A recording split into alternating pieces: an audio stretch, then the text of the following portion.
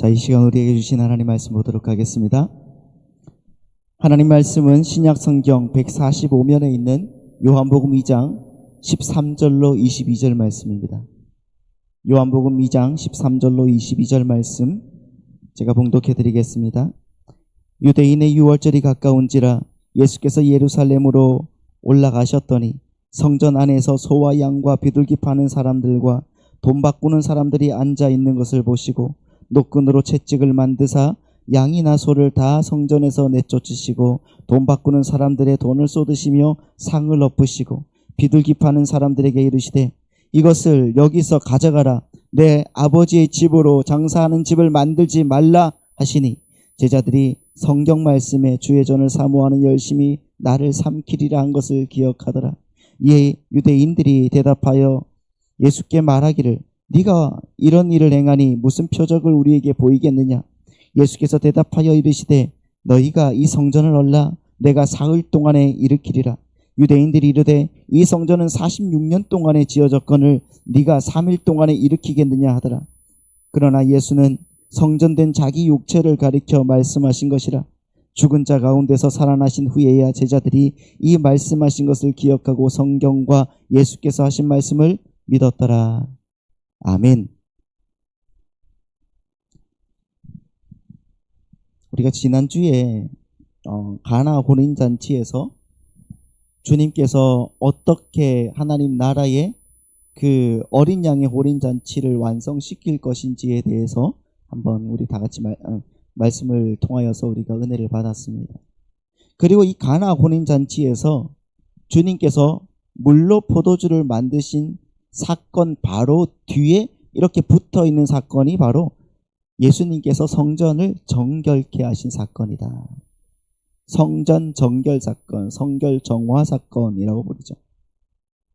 그런데 요한복음에는 이 성전 정결 사건이 이 서두에 등장하죠. 예수님의 공생의 초기에 등장하지만은 다른 공간 복음서를 보시면은 예수님이 십자가에서 죽으시는 그 마지막 주간에 일어난 일로 기록이 되어 있어요. 그래서 대부분의 학자들은 예수님의 성전 정결 사건이, 이 정화 사건이 2번 있었던 것으로 봅니다. 저도 그렇게 봐요. 2번이 있었던. 그런데 어떤 학자들은 이 요한복음은 요한이 예수님의 그 부활 후에 시각을 가지고 썼기 때문에 그 설명의 편의상 나중에 사건을 앞으로 끌어다가 기록한 것이라고 주장하기도 해요. 그 일견 말은 되지만은 제가 왜 이 앞에 걸 지지하냐고 하면은 여러분 잠깐 이제 산수 공부를 좀 하겠습니다. 20절 말씀을 보시면은 유대인들이 이 성전이 46년 동안 지어졌다 이렇게 말하고 있죠. 성전이 몇 년 동안 지어졌다고요? 46년 동안 지어졌다. 이 헤롯 성전은 헤롯이 유대민족들에게 호의를 사기 위해서, 헤롯은 유대민족이 아니었어요. 이두메인이었어요. 그러니까 이 이두메인인 헤롯이 유대민족들에게 호의를 사기 위해서 언제부터 지었냐고 하면은 BC 20년부터, 그러니까 주전에 20년부터 재건하기 시작한 거예요. 그래서 언제까지 지었냐고 하면은 AD 63년, 그러니까 알비누스 총독 때 완공이 되는 겁니다. 헤롯 그 성전이. 그러니까 몇 년간 지어진 겁니까? 83년간 지어진 거예요. 83년간.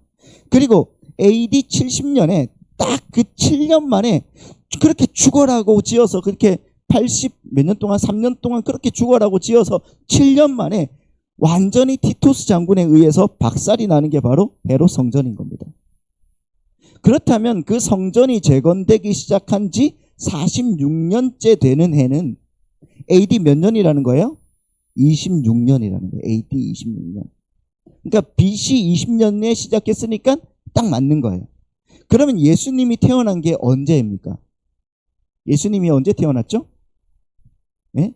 BC 3년에서 4년경에 태어났단 말이에요. 왜냐하면 헤롯이 언제 죽었냐? BC 3년에 죽었거든요. 그러니까 BC 3년에 헤롯이 죽기 전에 태어났을 것 아니에요, 예수님이. 그렇죠? 헤롯이 예수님을 죽이려고 했으니까 여러분, 그러니까 0년에 예수님이 태어난 것 아닙니다. 그래, 알겠죠? BC 3년에서 4년 사이에 태어난 거예요. 그러니까 그렇게 따지면은 AD 26년은 예수님이 몇 살이 되는 거예요? 30살이나 31살이 되는 거예요. 그때. 그렇죠? 그러니까 공생의 말기가 아니라 공생의 초기란 말이에요. 이 사건은. 그리고 다른 공간복음서에서 나오는 성전 정화, 성전 그 정결 사건은 예수님이 죽으시던 그 주에 행하시던 거예요. 그러니까 두 번 있었던 거죠. 딱. 그렇죠? 제가 이런 거는 뭐 계산 안 해줘도 여러분, 이런 걸 계산 안 해줘도 여러분들 뭐 되는 건데 상식적으로 한번 생각을 해보시라는 거예요. 다른 사람들이 뭐라고 얘기하면 이렇게라도 얘기를 해주셔라. 아무튼 그게 한 번이든 두 번이든 여러분 이게 중요한 게 아니라 그만큼 복음서에서 이 예수님의 성전 정결 사건을 아주 중요하게 다루고 있다는 말입니다. 아시겠죠? 우리가 지난주에 살펴봤듯이 여러분 가나 혼인잔치는 그 비어버린 돌 항아리 6개, 그 6개의 돌 항아리가 상징하는 것처럼 형식주의에 빠져버린 그 생명력 없는 유대교와 예수의 피로 말미암아 완성되는 참된 혼인잔치가 극명하게 대조되는 사건이었단 말이에요. 여러분 기억나시죠? 기억 안 나시면 다시 한번 들어보셔야 됩니다. 그 유튜브가 좀 삐빅 소리 나고 이상한 소리 나고 좀 그러잖아요. 이해하고 들어주시기 바랍니다. 아무리 고쳐도 안 고쳐져요. 다시 어떻게 설비를 해야 될지 좀 고민하고 있습니다만 다시 들어주시기 바랍니다. 아무튼 그렇게 형식주의에 빠져버린 그 유대교는 마치 포도주가 떨어진 잔치집과 같다는 거예요. 그러니까 잔치가 끝난 파장이 되어버린 그런 집과 같은 거예요. 그러나 그 포도주가 떨어진 혼인잔치를 기쁨이 가득 찬 어린 양의 혼인잔치로 회복시키기 위해서 누가 오셨다고요? 우리 주님께서 오셨다는 겁니다. 그리고 그 복된 어린 양의 혼인잔치는 예수 그리스도의 그 십자가의 피에 의해서 완성이 된다고 하는 그 은혜의 복음이 이 가나 혼인잔치의 이야기에 담겨 있는 메시지였단 말입니다. 저번에 제가 여러분 요한복음의 구조가 표적으로 나타나면 어떻게 된다고 했어요? 표적 다음에 오해가 생기고 그 오해 다음에 강해의 부분으로 나타난다고 말씀을 드렸잖아요. 그러니까 이 성전 파괴의 사건과 그 다음에 그 가나 혼인잔치의 사건과 다음에 성전 파괴의 성전 그 정결의 사건과 그리고 니고데모의 사건 3장에서 그리고 4장에서 사마리아 여인의 이야기가 모두 이 가나 혼인잔치가 무엇인지를 오해하고 있는 사람들에게 이 진리를 친절하고 자세하게 강해하는 구조로 되어 있는 거란 말입니다. 그 관점에서 이 성결 정결 사건을 한번 우리가 풀어봐야 되는 거예요. 그럼 본론으로 들어가서 여러분 유대인들은 니산월이라고 하죠. 니산월. 그러니까 그 일반력으로는 4월입니다. 지금쯤 이제 되는 건데 이 니산월이 이제 4월의 1주간 6월절을 지키는 거거든요. 지금 또 마찬가지지만은 이 6월절은 여러분들도 아시다시피 이스라엘이 출애굽할 당시에 어린 양의 피를 임방과 문설주의 발음으로 죽음이 어떻게 돼요? 넘겨지던 날이에요. 넘겨지던 그 날을 기념하는 겁니다. 그 어린 양이 죄인들의 그 죄를 대신해서 죽을 예수 그리스도를 예표할 것임은 두말할 나위도 없는 거예요. 맞죠? 그 6월절의 어린 양으로 예표되었던 그 예수 그리스도의 죽으심은 여러분 시내산에서 이스라엘의 그 제사, 그 제물로 계속해서 예표가 되는 겁니다.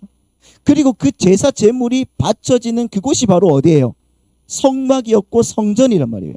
그러니까 유대인들은 속죄는 하나님의 전적인 은혜인 주님의 피에 의해서 주어지는 것임에도 불구하고 그들이 행하는 종교 행위와 제사와 제물과 율법의 그 준수가 그들의 그 죄를 속하는 것이라고 오해를 하고 있었단 말입니다. 바로 그 오해에 대한 강해로 이 성전 정결 사건이 등장하는 겁니다.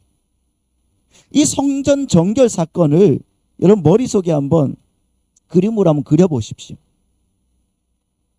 그 유대인들의 6월절 뭔지 아시죠 여러분? 이 6월절 그리고 그 6월절 어린 양으로 바쳐지는 그 제물 그리고 그 제물이 바쳐지는 곳인 그 성전 그리고 진짜 제물로 오신 예수 그리스도, 이 모든 것이 한꺼번에 만나는 곳이 바로 성전 정결 사건인 거예요. 아시겠죠? 다시 한번 말씀드리면은 이 유월절 어린 양으로 바쳐지는 그 제물과 그 제물이 바쳐지는 성전과 진짜 제물의 실체이신 예수 그리스도가 한 번에 만나는 것, 이것이 바로 성전 정결 사건이란 말입니다. 쉬운 말로 모형이 있으면 실체가 있는 거잖아요. 근데 여러분, 그 모형과 실체가 어떻게 된 거예요? 한꺼번에 만난 거예요. 함께 만났어요. 그러면 어떻게 되겠습니까? 모형이 이제는 파괴가 되는 거예요. 없어지는 것이고 실체가 그 자리를 대체하게 되는 거죠. 바로 이 사건이 그 이야기를 하는 거란 말입니다. 다른 말로 말하면은 그 모형으로 그려진 어떤 것이 실체가 옴으로 말미암아서 완성이 되는 그런 사건이 바로 이 성전 정화, 성전 정결 사건이라는 거예요. 어렵지 않으니까요. 계속적으로 한번 들어보시기 바랍니다. 여러분, 20세 이상의 이스라엘 남자들은 매번, 그러니까 그 1년에 3번씩 그 절기 때마다 의무적으로 예루살렘 순례를 떠나야 했습니다. 1년에 3번씩이요. 그것은 선민 이스라엘의 명문화된 규례였어요. 그런데 그때 이스라엘 장정들뿐만 아니라 이방인들 중에 개종하는 사람들, 그 유대교로 개종하는 사람들, 그리고 아직 개종은 하지 않았지만은 하나님을 섬기기를 원하는 그 이방인들도 예루살렘으로 모여들었단 말입니다. 여러분, 역사학자들의 기록에 따르면은 당해 그 절기 때마다 예루살렘에 모여든 그 장정들 숫자만 13만 명이었다고 그래요. 그러니까 여자와 아이들, 노인들까지 합하면은 한 100만 명에 가까운 인파가 예루살렘으로 모였다는 겁니다. 그래서 대부분의 사람들은 밖에다가 천막을 치고 일주일간 그렇게 유숙을 했다는 겁니다. 그 13만 명의 그 순례자들이 거의 25만 마리나 되는 그 양을 잡아서 성경에서 그러니까 성전에서 제사를 드렸단 말입니다. 그때 잡혀 죽게 될 그 양들, 그리고 그 제물들이 성내로 이렇게 들어오는 문이 어떤 문이었나요? 양문이라는 거예요. 양의 문이라고 하죠. 그래서 그 예수님을 양의 문이라고 말하는 거예요. 양문. 양의 문이 대신 예수님이라고 하는 거잖아요. 그런데 여러분, 절기를 지키기 위해서 예루살렘으로 올라온 그 순례객들은 성전에 들어갈 때에 속전이라 불리는 성전세를 내야 됐습니다. 성전세. 그 성전세는 반세겔이었습니다. 반세겔. 유대 돈으로 반세겔이라는 것은 당시 노동자들의 이틀치 품삯이었어요. 그러니까 그런데 당시에 로마가 전 세계를 거의 다스리다시피 하던 그때 그 시대였기 때문에 이 디아스포라 유대인들을 비롯해서 식민지의 유대 땅에 사는 유대인들까지도 거의 로마나 헬라의 화폐에 이 돈으로 썼단 말이에요. 근데 이 로마나 헬라의 화폐는 누구의 조상이 되어 있는 거예요? 황제의 조상이 새겨져 있었습니다. 그래서 성전에서는 그 돈을 성전세로 안 받았어요. 그래서 자기들이 갖고 있는 돈을 성전에서 성전세를 내기 위해서 항상 성전에 와서 이 반세겔, 이 세겔로 바꿔야 됐단 말입니다. 그런데 그 성전에 와서 환전을 할 때 반세겔을 바꿔주는데 그 수수료가 무려 몇 퍼센트였는가? 몇 퍼센트였을 것 같아요? 무려 50%를 떼고 바꿔준 겁니다.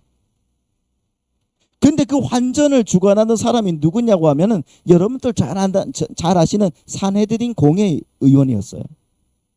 그러니까 엄청난 폭리를 취한 거죠, 이 사람들이. 절기가 1년에 3번이라고 하지만은 여러분, 사람들이 3번만 와서 제사를 드립니까? 아니잖아요. 1년 내내 제사가 돌아가는 것이 바로 성전 아닙니까? 계속 그 환전을 해주는 거예요. 그래서 거기에서 여러분뿐만 아니라 예루살렘에 순례를 온 그 유대인들은 성전에서 제사를 지내야 했는데 그 제사 때는 점도 없고 흠도 없는 제물을 바쳐야 됐어요. 근데 순례를 오는 사람들이 아무리 자기 집에서 실한 가축을 끌고 와도 예루살렘에 도착하면 이 이 실한 가축들이 어떻게 돼요? 살이 빠지고 흠이 나고 해서 여러분 불합격 판정을 받기가 일쑤였단 말입니다. 불합격 판정을 받으면 그걸로 제사를 못 지낸다는 거예요. 그래서 성전 부근에 감남산 일대에 4곳의 가축 시장이 있었대요. 그리고 그 가축 시장뿐만 아니라 성전 바깥들이 있잖아요. 그 이방인의 뜰에서도 가축 시장이 섰다는 거예요. 그런데 그 가축 시장은 누가 주관하고 있었냐고 하면 대제사장들이 주관하고 있었단 말입니다. 그러니까 자기들끼리 다 해먹는 구조였단 말이에요. 그러니까 이 대제사장들이 재물을 심사할 때 자기가 주관하는 가축 시장에서 안 사온 것들은 수시로 불합격 판정을 때려버리는 거예요. 그러니까 멀리서 오는 사람들이 아예 어떻게 하겠습니까? 자기네 집에서 가축을 못 가져오게끔 그렇게 만들어버린 거예요. 그래서 사람들이 대부분 성전에서 와서 가축을 딱 샀는데 거기서도 엄청난 폭리를 취한 겁니다. 지금 성경이 그러한 성전을 등장시키면서 웅변적으로 지금 역설하고 있는 것은 뭡니까? 하나님을 섬긴다는 명목하에 자기들의 그 이익을 챙기기 위해서 성전을 이윤 추구의 장소로 만들어버린 그 죄인들을 총체적으로 상징하기 위함이란 말이에요. 바로 그 현장에서 참 제물이신 예수 그리스도가 딱 들어선 거예요. 그리고 노끈으로 채찍을 만드셔서 그들을 전부 다 어떻게 합니까? 쫓아내신 겁니다.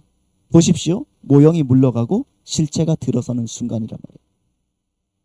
사내들인 공회 관청이 바로 그 성전 바깥 마당에 있었기 때문에 금방 유대인들의 종교 지도자들이 막 뛰쳐온 거예요.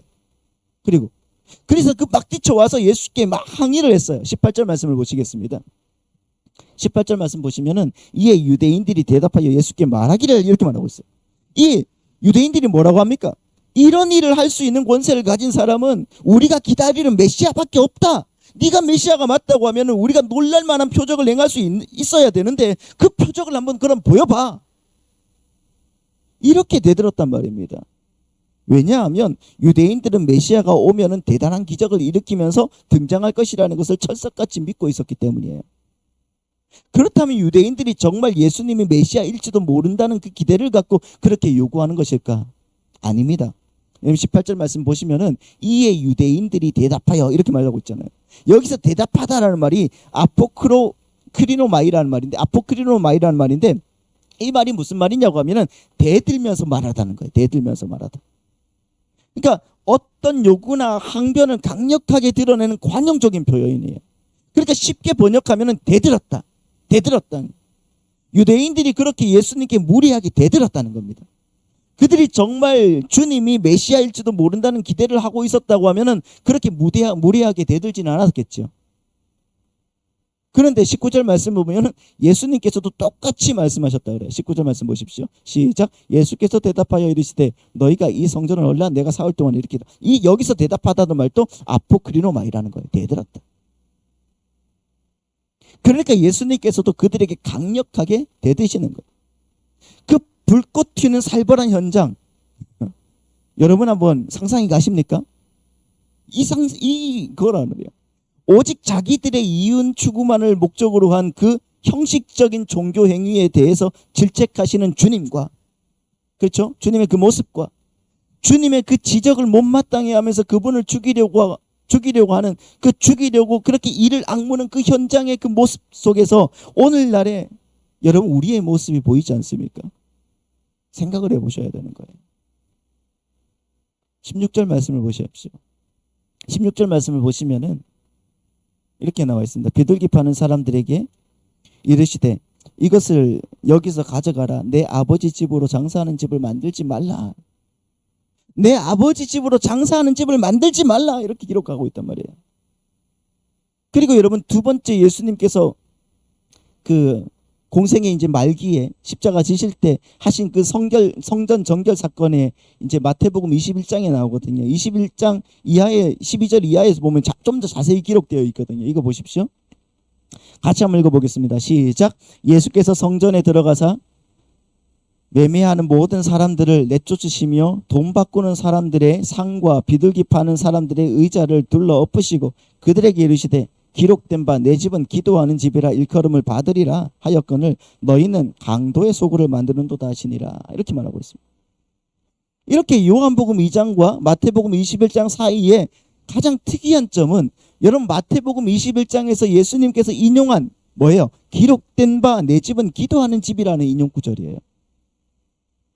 예수님께서는 지금 성전을 정결케 하시는 그 사건이 그분만이 하신 사건이 아니고 옛날에도 있었다는 것을 지금 말씀해 주고 있는 거예요. 그러므로 여러분 과거에 있었던 사건을 추적해 보면서 그 과거의 사건이 어떤 것인가를 잘 이해하는 것이 본문 내용을 이해하는 데 있어서 중요한 부분이 되는 거예요. 여러분 오늘은 성경을 많이 볼 겁니다. 그리고 오늘은 약간 설교가 길 겁니다. 참조해 주시기 바랍니다. 길 거예요. 자, 역대하 34장 1절 말씀 보겠습니다. 벌써부터 그렇게 하면 안 돼요. 자, 제가 그렇다고 또 빨리 끝낼 줄 어떻게 압니까? 자, 역대하 34장 말씀 보겠습니다. 1절에서 4절. 요시야가 왕에 오를 때에 나이가 8세라 예루살렘에서 31년 동안 다스리며 여호와 보시기에 정직하게 행하여 그의 조상 다윗의 길로 걸으며 좌우로 치우치지 아니하고 아직도 어렸을 때 곧 왕위에 있은 지 8년에 그의 조상 다윗의 하나님을 비로소 찾고 제 12년에 유다와 예루살렘을 비로소 정결하게 하여 그 산당들과 아세라 목상들과 아로새긴 우상들과 부어 만든 우상들을 어떻게 했다고요? 제거했다. 제거해버리매. 이렇게 말합니다. 여러분 요시야 왕은 유다 말기의 왕입니다. 유다 말기의 왕이에요. 요시야 왕 이후에 몇 왕조를 지나지 않아서 이스라엘이 망합니다. 그런데 요시야 왕은 말기에 이스라엘을 종교적으로 회개케 하고 종교개혁을 일으킨 아주 큰 업적을 일으킨 선한 왕이었단 말이에요. 아시죠? 역대하 34장 1절에서 7절 말씀까지는 요시야 왕이 어떻게 우상들을 제거해 버렸는가에 대한 기록이 나와요. 그리고 그 다음에 역대하 34장 8절에서 13절까지는 성전을 수리한 기록이 나오는데 이 성전을 수리하다가 성전 안에서 여호와의 율법책을 발견하게 됩니다. 이 책을 읽고 요시야 왕은 더 깊이 회개하고 더 깊이 하나님께 순종하기로 결심하면서 35장에 가서는 여호와의 유월절을 지켜요. 그리고 34장과 35장에 걸쳐서 요시야 왕이 얼마나 대단한 일을 하였는가를 기록하고 있단 말입니다. 그런데 여러분, 그런데 말입니다. 보시면은 예레미야 7장을 찾아보면 예레미야의 무서운 경고가 나와요. 그런데 그 경고를 읽기 전에 우리가 확인하고 넘어가야 할 부분은 요시야 왕이 지금 성전을 수리하고 종교개혁을 단행하고 이스라엘 백성들로 하여금 하나님 앞에 나와서 무릎을 꿇게 만들었다는 거예요. 모두가 진실된 마음으로 죄된 생활을 청산하고 하나님 앞에 모이고 여호와의 절기를 지키고 진심 어린 마음으로 성전으로 모여들었단 말입니다. 그런데 하필 그때의 예레미야를 보내서 성전 문에 서서 이상한 경고의 말씀을 하나님이 왜 하셨을까? 예레미야 7장 말씀 보시겠습니다. 예레미야 7장 1절로 4절. 이 말씀과 요시야 왕의 그 시대가 동일해요. 시작. 여호와께로부터 예레미야에게 말씀이 임하니라. 이르시되 너는 여호와의 집 문에 서서 이 말을 선포하여 이르기를 여호와께 예배하러 이 문으로 들어가는 유다 사람들아 여호와의 말씀을 들으라. 만군의 여호와 이스라엘의 하나님께서 이와 같이 말씀하시되 너희 길과 행위를 바르게 하라. 그리하면 내가 너희로 이곳에 살게 하리라. 너희는 이것이 여호와의 성전이라 여호와의 성전이라 여호와의 성전이라 하는 거짓말을 믿지 말라. 이런 이상한 말씀을 하십니다. 그때의 상황이 어땠냐고 하면은 한쪽에서는 왕이 선두에 서서 종교개혁을 단행하고 회개하고 진심으로 주를 따르게 해서 우상을 없애는 대부흥운동을 일으켰단 말이에요. 일어났단 말이에요. 그 일이 얼마나 진심 어린 일이었냐는 것은 역대하 34장에 잘 기록되어 있단 말이에요. 역대하 34장 12절 이하의 말씀을 보면은 성전을 수리할 때 사람들은 진심으로 그 일을 했다고 말하고 있어요. 진심으로. 35장에서 유월절을 지키는 문제에 있어서도 그렇게 기록이 되어 있습니다. 여러분 35장 10절 말씀을 보십시오. 35장 10절 말씀 보면 이렇게 나와 있어요. 이와 같이 섬길 일이 구비되매 왕의 명령을 따라 제사장들은 그들의 처소에 서고 레위 사람들은 그들의 반열대로 서고 유월절 양을 잡으니 제사장들은 그들의 손에서 피를 받아 뿌리고 또 레위인들은 잡은 짐승의 가죽을 벗기고 자기 처소에 가서 섰다는 말은 무슨 말이냐고 하면은 자기 맡은 일을 제대로 했다는 말이고 기강이 잡혔다는 말이고 군기가 엄청했단 말이에요. 엄청났다는 말이에요. 또한 15절 말씀을 보십시오. 15절 말씀 보면 아삽의 자손 노래하는 자들은 다윗과 아삽과 헤만과 왕의 선견자 여두둔이 명령한 대로 자기 처소에 있고 문지기들은 강문에 있고 그 직무에서 떠날 것이 없었다 이렇게 말하고 있어요. 이 말씀을 현대어로 바꾸어 보면은 성가대들은 가운을 입고 성가대석에 딱 앉아서 안내하는 분들은 앉아 있고 안내하는 분들은 안내하는 자리에 제대로 서 있었단 말이에요.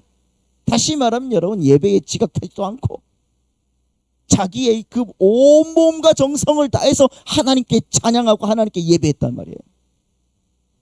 이것이 바른 교회의 모습 아니겠습니까? 그런데 이스라엘은 이 일이 행해지지 않고 있다가 이제 이 일이 제대로 되고 있는 거예요. 제대로 되고 있었던 거예요. 다시 18절 말씀을 보시죠. 역대하 35장 18절. 다 같이 한번 읽어볼게요. 시작. 선지자 사무엘 이후로 이스라엘 가운데서 유월절을 이같이 지키지 못하였다 말. 그러니까 사무엘 이후로 이처럼 유월절을 제대로 지켜본 적이 없을 만큼 잘 지켰다는 거예요. 잘 지켰다. 그러니 온 백성과 여러분 요시야 왕을 위시해서 얼마나 많은 기쁨과 감격과 희열이 있었겠습니까? 예배하는데. 그런데 그 분위기 속에서 하나님께서는 느닷없이 예레미야 선지자를 성문 앞에 딱 세우시고는 뭐라고 하세요? 예레미야 7장 2절로 4절.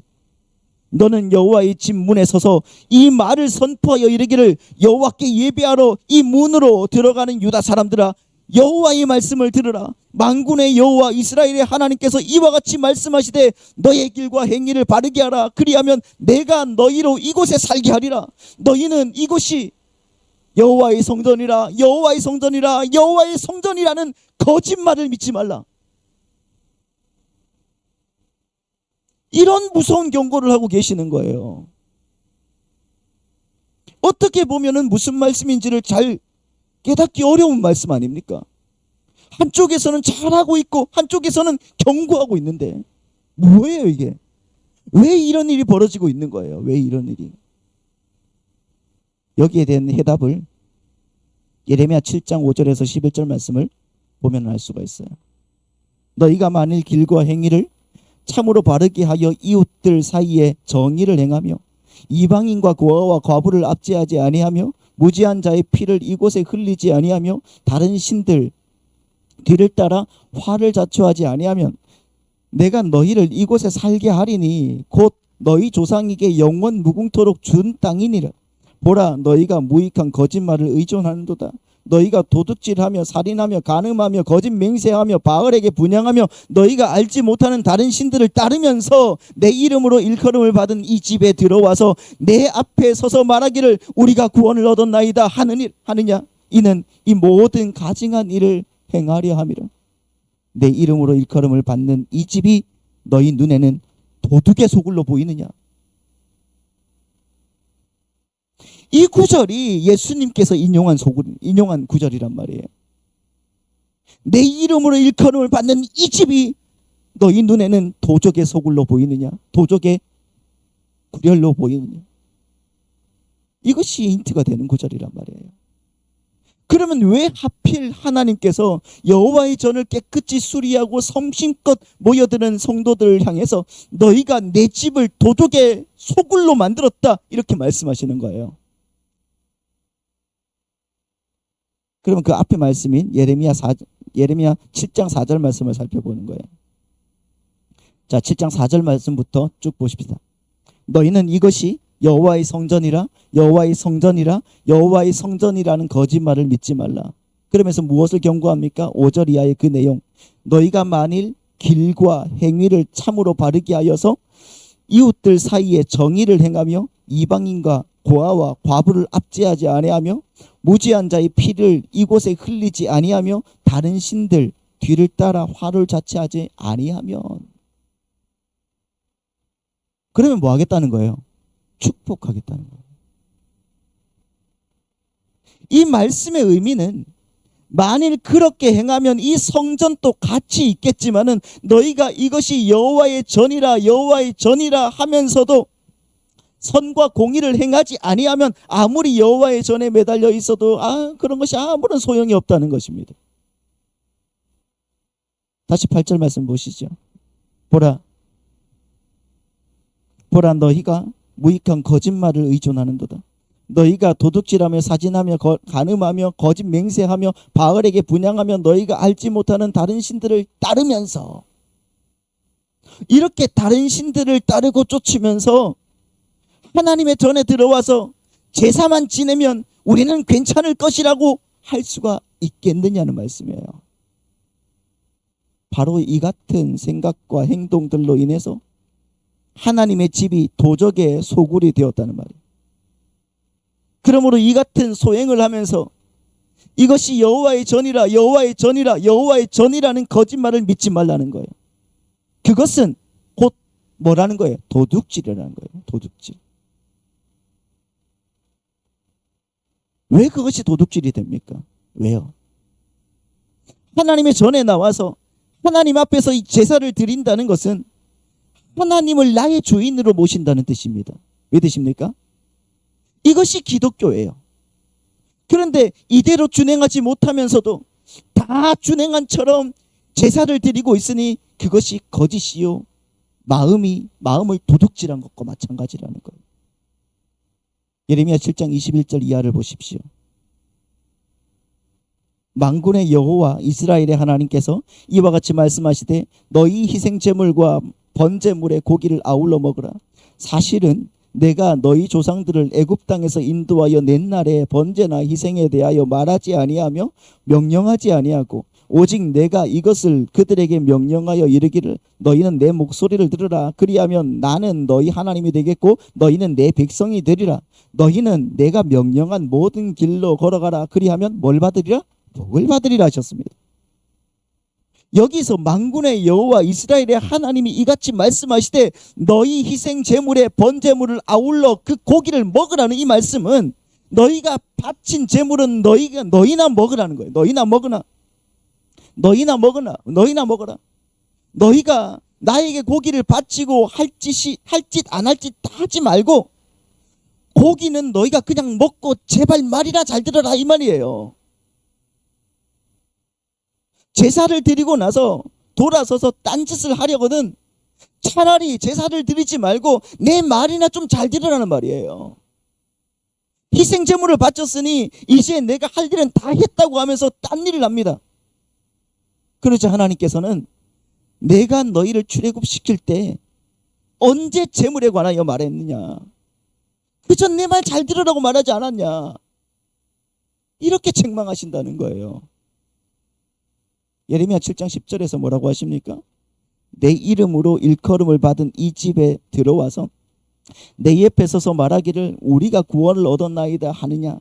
이는 이 모든 가증한 일을 행하려 합니다. 이렇게 말하고 있습니다. 이렇게 말씀하시면서 이렇게 무섭게 꾸짖으시는 거예요. 여기서 우리가 하나님을 두려워해야 할 이유가 무엇인지를 보여주고 있는 거예요. 이것은 하나님께서는 절대로 속지 않으신다는 거예요. 그리고 또한 속일 수도 없다는 거예요. 우리가 믿으십니까? 내가 내 멋대로 하고 싶은 짓 다 하면서 하나님께 제물만 잘 바치면 그것으로 눈가림을 할 수 있다는 그 생각은 우리의 계산착오란 말입니다. 그렇게 마음대로 가고 있는 너희를 내가 그대로 놔둘 것 같으냐? 하나님 경고하시는 거예요. 이 말씀은 여러분 오늘 현실에도 그대로 적용되는 것 아닙니까? 교회가 권위 있다고 내세우는 곳 치고는 솔직히 여러분 변변한 교회는 없습니다. 큰 교회는 있어도. 저는 그렇게 생각을 합니다. 교회의 권위 중에는 여러 가지 권위가 있습니다만 그 중에는 강대상의 권위가 있습니다. 근데 어떤 곳은 꽃으로 거창하게 장식을 해놓기도 하고 일반적으로 출입 금지 구역 아닙니까? 그러나 그것이 권위의 상징이 아니라는 거예요. 성가대원, 장로 이런 직함도 여러분 권위의 상징이 아니에요. 그럼 뭡니까? 그건 다 봉사직입니다. 믿으십니까? 그런데 지금 현대교회가 어떤 일을 하고 있습니까? 그 직분을 사고 팝니다.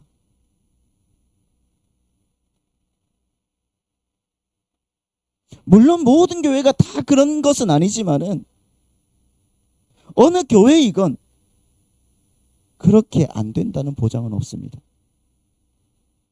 왜냐하면 성경이 늘 경고하고 있듯이 인간은 꼭 이런 실수를 할 수밖에 없기 때문입니다. 여러분들께 말씀드리기가 좀 곤란하지만 우리도 직분을 받을 때 어느 정도의 헌금을 하지 않습니까? 작게 말합니다. 지금. 다 사고 팔려고요. 여러분 한국 교회가 욕을 먹어서 당연한 일들 중에 제일 많은 일은 바로 목사들로부터 시작되고 있는 거예요. 그러나 욕할 필요가 없는 것이 그 사람이 목사 같지 않으면은 그 교회 안 나가면 문제는 간단하게 해결되는 거예요. 아닙니까? 제가 목사 같지 않으면은 안 나오면 간단하게 해결됩니다. 그런데 왜 욕을 해가면서까지 꼭 그 교회 나가려고 바락바락 하는 겁니까? 이 같은 현상의 그 밑바닥을 자세히 살펴보면 결국 하나님을 제일 우선적으로 경배의 대상으로 삼지 않기 때문에 생겨나는 부작용들인 거예요. 그러고 보면 우리는 상거래를 하고 있는 도둑들이나 마찬가지인 거예요. 해적들이나 마찬가지고 산적들이나 마찬가지인 거예요. 우리는. 겉모양은 이렇게 번들하게 나와 있지만 여러분 우리가 늘 한시도 잊지 말아야 할 사실은 우리가 하나님 앞에서 살아가고 있다는 거예요. 하나님 앞에 기쁘게 보이는 것 외에는 우리가 관심을 기울일 것이 없다는 것입니다. 그런데 우리는 그 당연한 것을 잘 행하고 있지 않습니다. 오죽하면 예수님께서 성전을 헐자고 이렇게 말씀하셨겠습니까? 바로 이 같은 문제로 인해서 솔직히 개신교가 구교로부터 갈라져 나온 것 아닙니까? 종교개혁을 하면서까지. 우리는 교회를 가리켜서 성전이라고 그러지 않습니다. 그럼 뭐라고 그랬습니까? 예배당이라고 그러죠. 예배드리는 건물이라 그렇게 말하는 거예요. 이것을 무슨 성역으로 간주하지 않습니다. 성도의 모임 그 자체를 성전이라고 그러는 거잖아요. 다시 말하면 우리 자체가 성전이라는 거예요. 이렇게 건물이 성전이 아니건만 우리는 자꾸만 교회를 성역화한다는 거예요. 왜 그렇습니까? 이렇게 해야지 생각과 소행이야 어찌됐든 말든 그저 거룩한 성전에 와서 예배만 드리면 무엇이든지 해결된다는 그 사람들의 우매함이 비일비재하게 통용되기 때문이 그래요.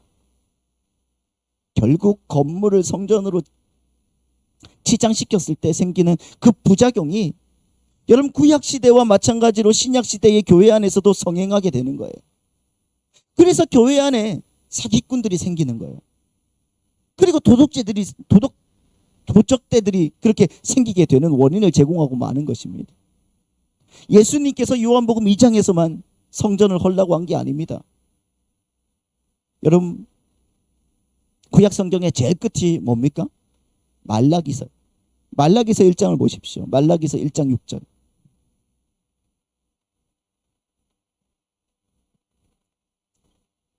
내 이름을 멸시하는 제사장들아 나 만군의 여호와가 너희에게 이르기를 아들은 그 아버지를 종은 그 주인을 공경하나니 내가 아버지일진데 나를 공경함이 어디 있느냐? 내가 주인일진데 나를 두려워함이 어디 있느냐 하나 너희는 이르기를 우리가 어떻게 주의 이름을 멸시하였나이까 하는도다. 너희가 더러운 떡을 나의 제단에 드리고 또 말하기를 우리가 어떻게 주를 더럽게 하였나이까 하는도다. 이는 너희가 여호와의 식탁은 경멸히 여길 것이라 말하기 때문이라. 만군의 여호와가 이르노라. 너희가 눈먼 희생 제물을 바치는 것이 어찌 악하지 아니하며 저는 것 병든 것을 드리는 것이 어찌 악하지 아니하냐. 이제 그것을 너희 총독에게 드려보라. 그가 너를 기뻐하겠으며 너를 받아주겠느냐.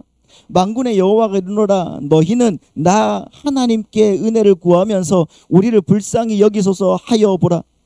너희가 이같이 행하였으니 내가 너희 중 하나인들 받겠느냐. 우리 10절 말씀 다 같이 읽습니다. 시작. 만군의 여호와가 이르노라. 너희가 내 제단 위에 헛되이 불사르지 못하게 하기 위하여 너희 중에 성전 문을 닫을 자가 있었으면 좋겠도다. 내가 너희를 기뻐하지 아니하며 너희가 손으로 드리는 것을 받지도 아니하리라. 예수님께서 성전을 헐자고 하시는 것과 이 말씀이 무엇이 다릅니까? 구약에서 현재까지 하나님의 가장 안타까움심이 있다면은 하나님의 이름이 가장 높여져야 될 그곳에서 하나님이 모독되고 하나님이 모독당하고 계신 사실인 거예요. 교회 안에서 정말 하나님의 이름이 가장 높아져야 되는 그 교회 안에서 하나님의 이름은 모독당하고 있는 것 아닙니까? 그토록 하나님의 이름이 많이 들먹여지고 그토록 예수 그리스도의 이름이 많이 불려지면서도 그분께는 전혀 영광을 돌리지 않고 그분의 말씀은 한 번도 권위 있게 선포되지 않고 손사기와 협작과 몰입애들만 모여가지고 자기들의 이익과 탐욕과 자기들의 그 의만 채우기 위해서 바쁜 그 싸움과 그 장사꾼들의 소리치는 그 헌화로 하나님의 이름이 모욕당한다는 그 사실, 여러분 지금 우리들의 교회가 그러고 있지는 않습니까? 여러분이 하나님을 찾아 나오고 스스로 하나님을 믿는 자라고 인정하는 소리가 어디 있습니까? 여러분이 하나님을 믿는 자라는 근거를 무엇으로 삼고 있냐고요? 예레미야 7장 16절부터 보십시오. 같이 읽습니다. 시작. 그런즉 너는 이 백성을 위하여 기도하지 말라. 그들을 위하여 부르짖어 구하지 말라. 내게 간구하지 말라. 내가 내게서 듣지 아니하리라. 너는 그들이 유다 성읍들과 예루살렘 거리에서 행하는 일을 보지 못하느냐. 자식들은 나무를 줍고 아버지들은 불을 피우며 부녀들은 가루를 반죽하여 하늘의 여왕을 위하여 과자를 만들며 그들이 또 다른 신들에게 전제를 부음으로 나의 노를 일으키도다. 여기서 이스라엘이 무엇을 하고 있냐고요. 여기서 자식들은 나무를 줍고 아비들은 불을 피우고 부녀들은 가루를 반죽해서 우상을 섬길 과자를 만들고 있는 거야. 여러분은 과연 하나님을 두려워하고 하나님의 말씀대로 살기로 결심하는 사람들 맞습니까? 그렇다면 여러분의 자녀들에게 무엇을 가르치고 있고 무엇을 목표로 해서 여세 동안 사회생활을 영위하고 계시냐고. 무엇을 가장 소중히 여기고 무엇을 위해서 땀을 흘리고 무엇을 가장 두려워하냐고요. 자녀들에게 무엇을 가르치십니까? 하나님을 두려워하고 정직하게 사는 것을 가르치십니까? 아니면은 출세하는 것을 가르치십니까? 출세하는 것에 게을러도 좋다는 얘기는 아니에요. 문제는 무엇을 더 중요하게 여기도록 가르치냐예요. 그런데 우리가 자녀들에게 가르치고 있는 것이 여기에서 지적받고 있는 것과 하나도 다르지 않다는 거잖아요. 다시 예레미야 7장 5절 이하의 말씀을 보시죠. 시작. 너희가 만일 길과 행위를 참으로 바르게 하여 이웃을 정의를 행하며 이방인과 고아와 과부를 압제하지. 이까지만 봅시다. 여러분이 참으로 하나님을 두려워하십니까?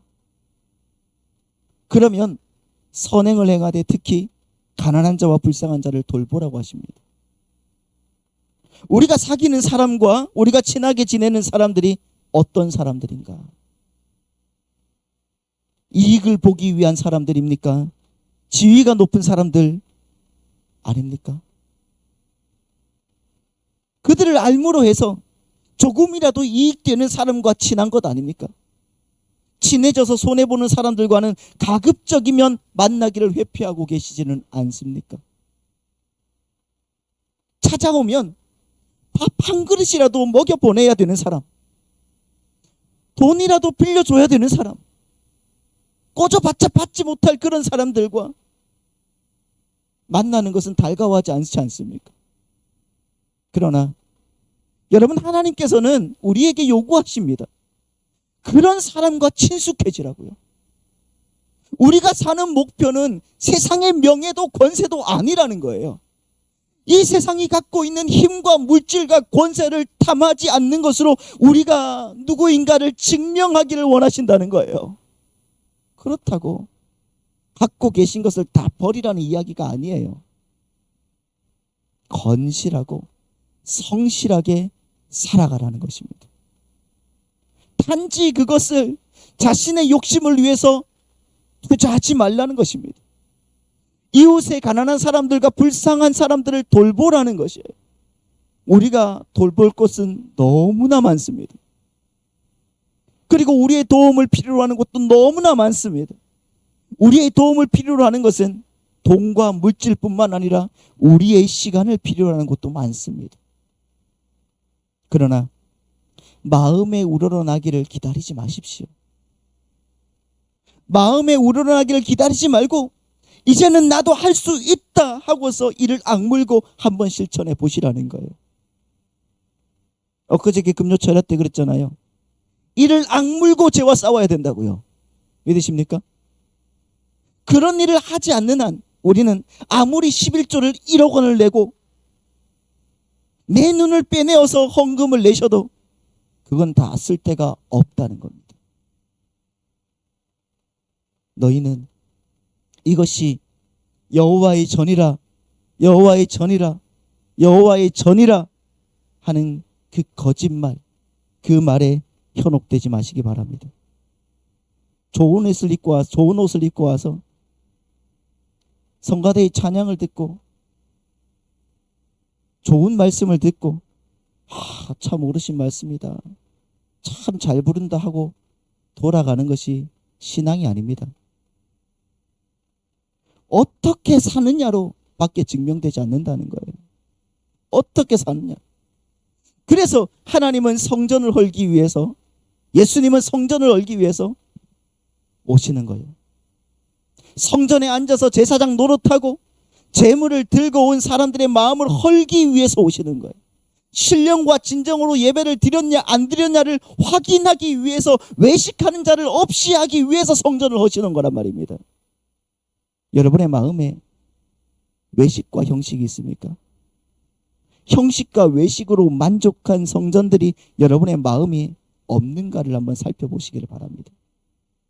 나는 찬양팀이니까, 나는 집사니까, 나는 장로니까, 나는 권사니까, 난 11조를 내고 있기 때문에 이런 식으로 자신을 위안하지 마십시오.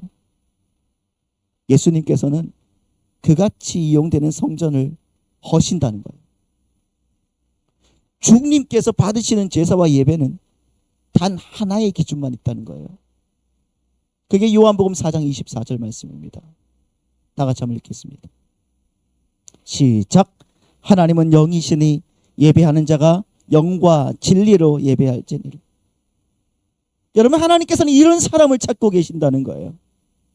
그러나 오고 오는 시대 속에서 이 부분은 두고두고 책망받았던 말씀이라는 거예요. 우리는 다시 태어나 또 한 번의 기회를 가질 수 있는 족속들이 아니라는 겁니다. 그러므로 우리는 이 엄중한 경고의 말씀 앞에 우리 자신을 철저히 지적하고 고칠 것은 고치고 헐 것은 헐어버려야 된다는 것입니다. 여러분이 갖고 있는 어떤 형태의 성전이든지 헐어버리시기 바랍니다. 지금은 성전이 필요한 것이 아니라 뭐가 필요하다는 거예요? 신령과 진정한 마음이 필요한 거예요. 영과 진리가 필요할 때란 말입니다. 믿으십니까? 세상의 명예와 탐욕을 위해서 하나님의 성전을 들먹이지 마시기 바랍니다. 오직 신령과 진정으로 영과 진리로 하나님 앞에서 살아나시기를 바랍니다. 말씀대로 사시면서 정말 여러분 이웃을 돌봐 주십시오. 가난한 자들을 돌보십시오. 그리고 하나님께서 여러분을 얼마나 사랑하시고 기뻐하시고 축복하시는가를 경험하게 되시기를 예수님의 이름으로 축원합니다. 주님의 은혜가 여러분의 삶에 임하기를 축복합니다.